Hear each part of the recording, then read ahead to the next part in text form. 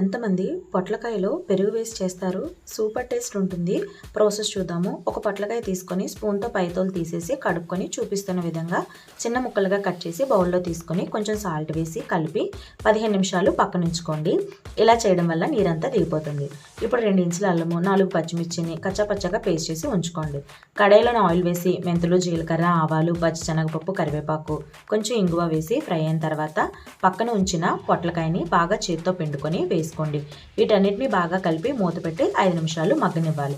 ఈలోపు 1/2 కేజీ పెరుగుని బాగా తరకలేమీ లేకుండా కలిపి 1/2 గ్లాసు వాటర్ వేసి ఉంచుకోండి. ఇప్పుడు మగ్గిన పొట్లకాయలోని పసుపు, దంచిన అల్లం పచ్చిమిర్చి పేస్ట్, కొన్ని వెల్లుల్లి చిన్నగా తరిగినవి, సాల్ట్ వేసి బాగా కలిపి 2 నిమిషాలు ఉంచి స్టవ్ ఆఫ్ చేసి చల్లారిన తర్వాత పెరుగులో వేసి కలిపి మీడియం సైజులో ఉన్న సన్నగా తరిగిన ఉల్లిపాయని వేసుకోండి. బాగుంటుంది కరకరలాడుతూ. కొంచెం కొత్తిమీర చల్లేసుకుంటే మన పొట్లకాయ పెరుగు